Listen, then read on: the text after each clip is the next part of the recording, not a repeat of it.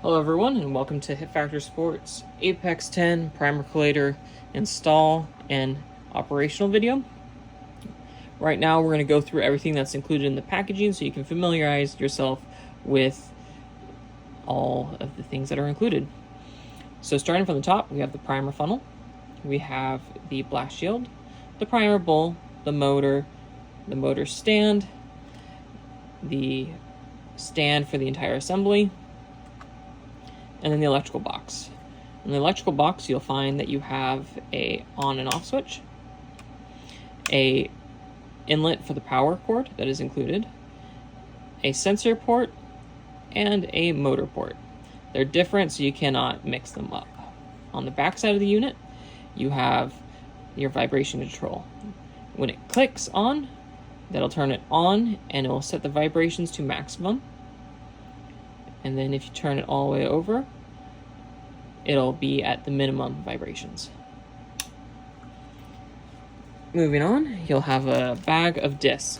And what these discs are is they are shims. And you have 4 included, 2 of each size. It'll have a thin one and a thick one. It's not very noticeable on camera, but when you get them in your hands, you will definitely feel the difference. You can kind of see it there. Perfect.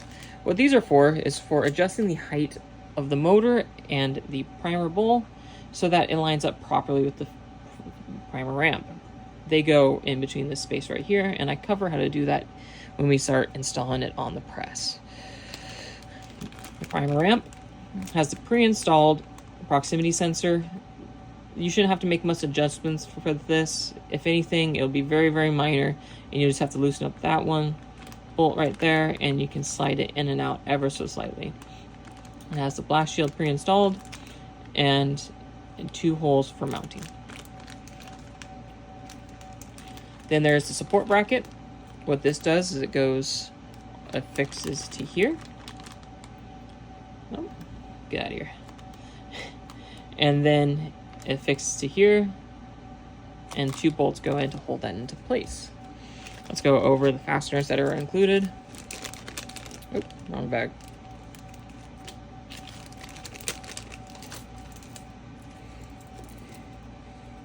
You'll have 2 long 8x32 bolts. Where these go is they go through the plate like this and hold the assembly into place. Then you'll have 2 shorter 8x32 bolts. And these go through these 2 holes here to affix the primer ramp to the press. Then lastly, you have 2 keep nuts and 2 bolts, which are 1/4 by 24. And they go through these 2 holes right here to mount the support bracket onto the stand. And lastly, you have a 10x32, which goes into the front of the support bracket and bolts into the press. I'm going to go over in a second everything that is required, all the tools that are required for installing. But first thing we need to do is we need to prepare the assembly for installation. When it comes shipped to you, these 3 10mm bolts will need to be removed from the press, or from the assembly, my apologies. And to do that, we need an 8mm wrench, and we just need to break them.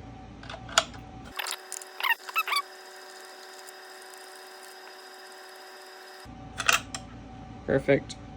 And then we can just slide out the primer assembly.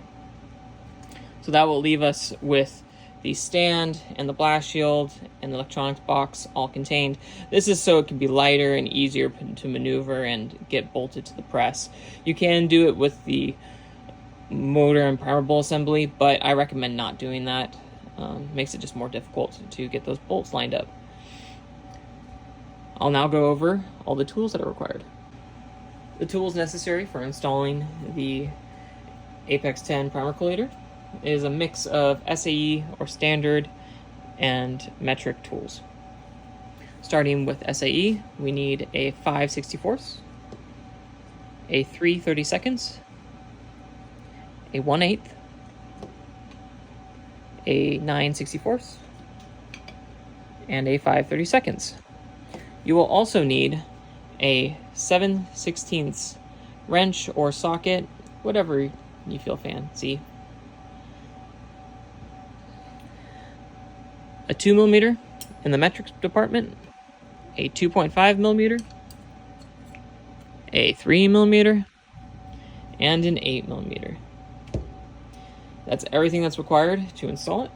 Now let's bring everything over to the reloading bench and get that thing installed.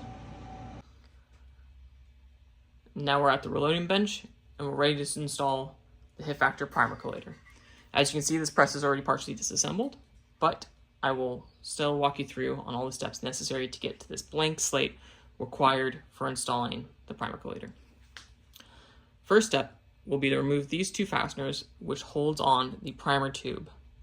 Once those are removed, set aside the primer tube, and if you have a Gen 2 priming system, we're going to need to remove these three fasteners which covers the blank plate, but it's only necessary on the Gen 2. If you have a Gen 1, obviously you don't have that, so you can skip past that.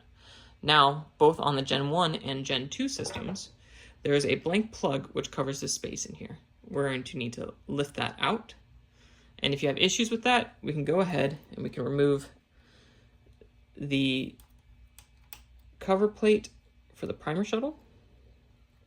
That's going to be a 5/64 wrench. Just pull that out. And then with the 3/32, we can come in and break that loose. And then we can just loosen it. Since the Gen 1s, you cannot remove it while it's in the press. We just need to loosen it just so you can help get that out of the pocket there. Now that that is done, we're ready to take the first step in installing the unit to the press. Now that we have a nice blank slate, we can go ahead and continue the installation. I removed the cover for the drive belt because that gets in the way and helps a lot. With the tool head in the up position, one of the actuating arms for the primer shuttle assembly, this black one right here, gets in the way, and all you have to do is you have to just fish it under or above that. And now we can go ahead and install our bolts.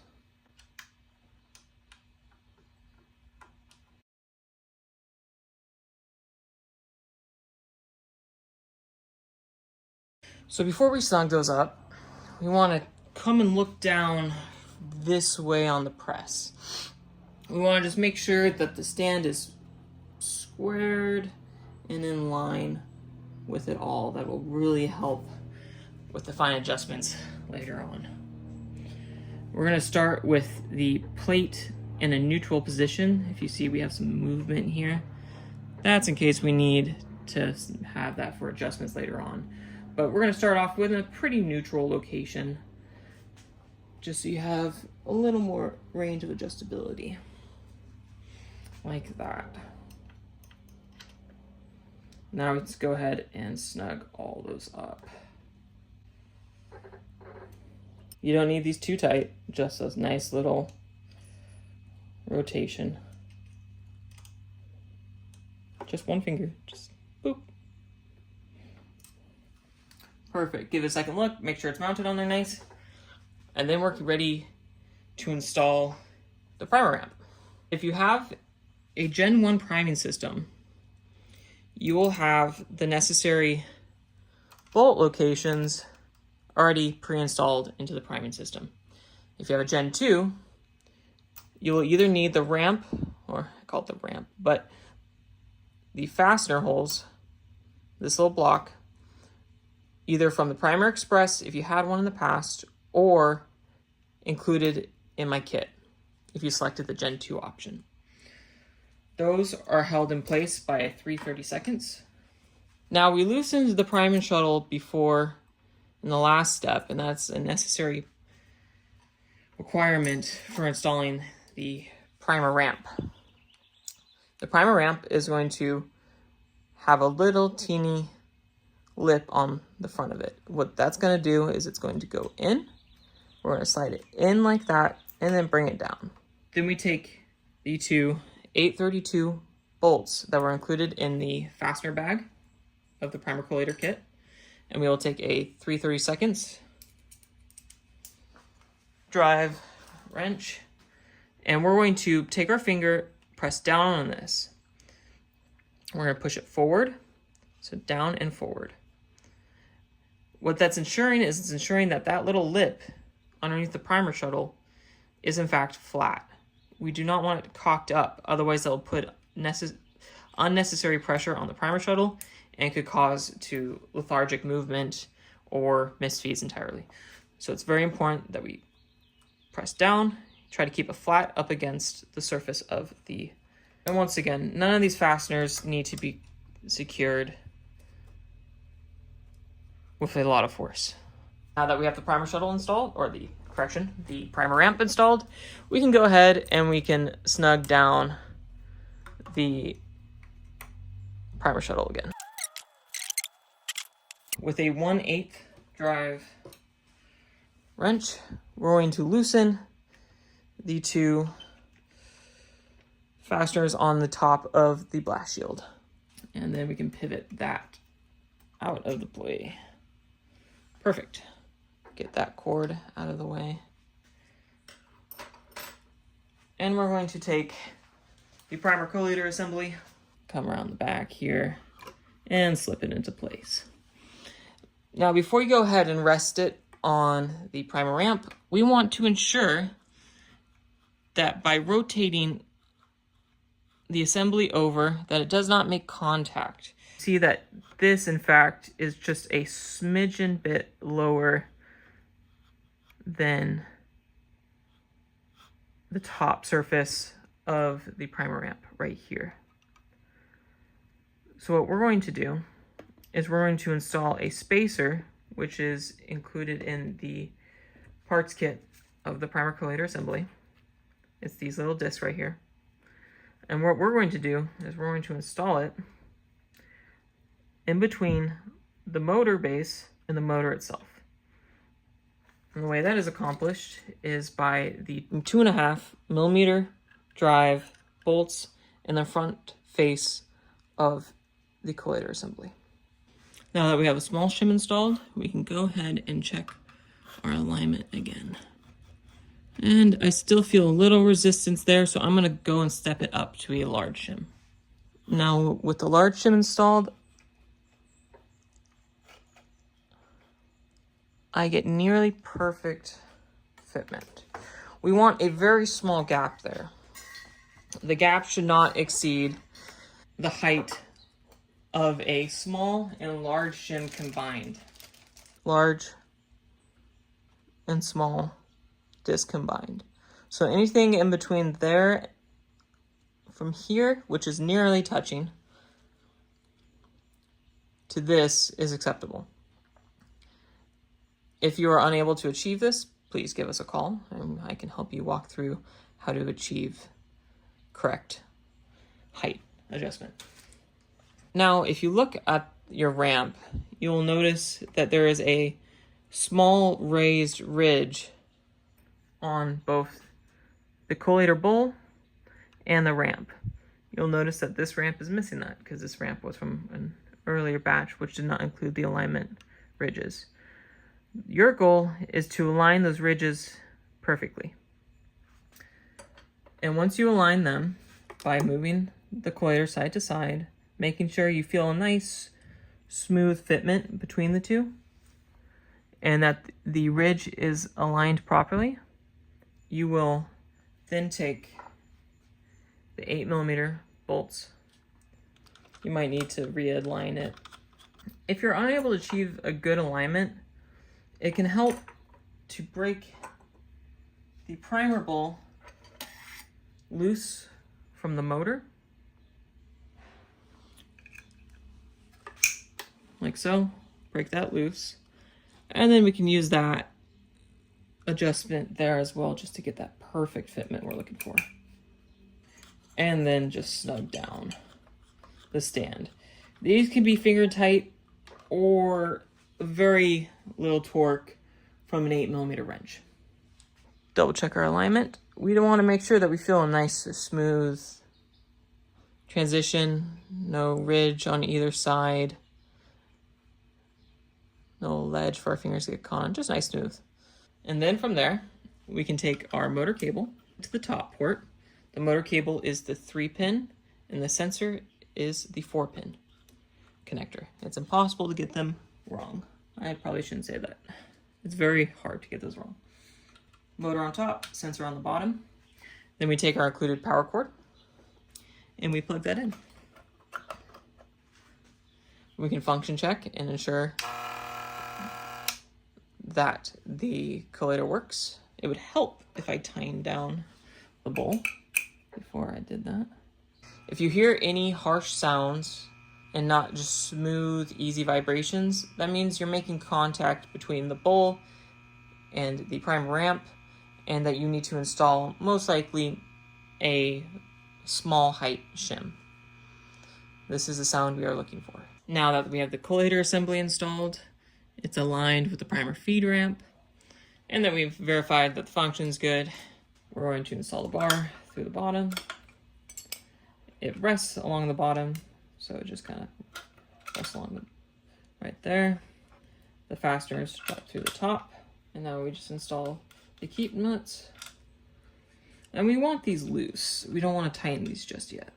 We are then going to take our 10 by 32 fastener. We're going to adjust this bar until we get it lined up nicely with the hole in the side of the primer assembly.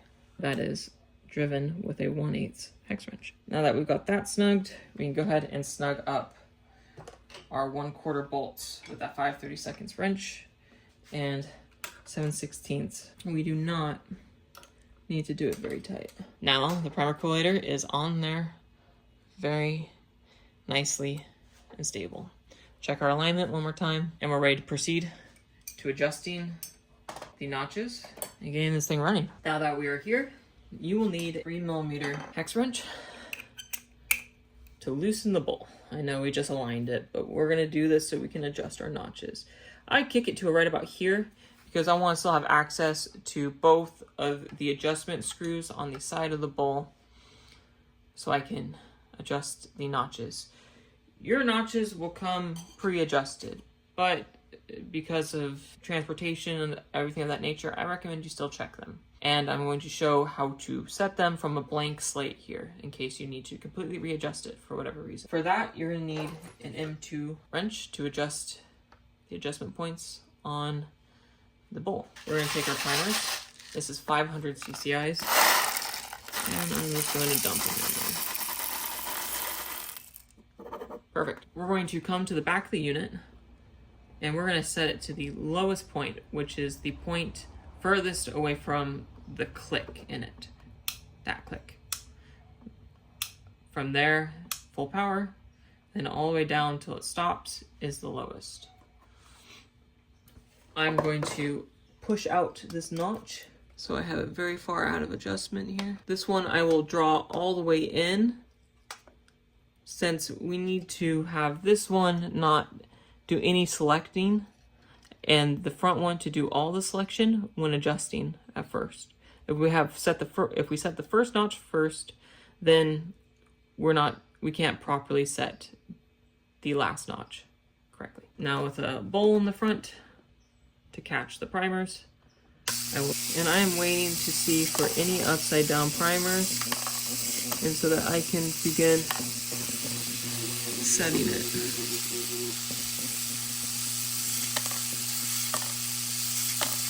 We see that it's rejecting too many of them, so we're going to counterclockwise until those stop being rejected, the correctly orientated ones. You see we went too far because those upside down ones are getting through. So we're just going to do half a twist and see if that gets us.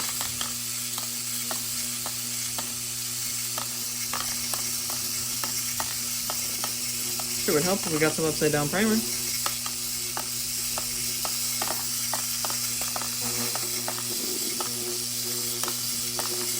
There's 2. We're gonna wait till we get a couple more.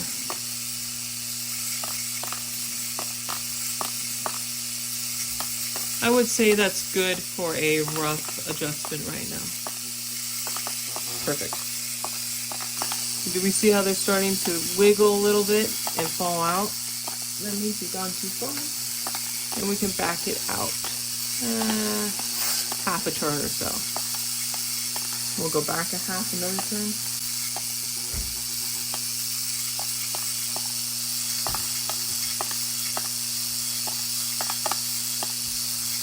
And we're still rejecting good ones, so let's go back another half turn.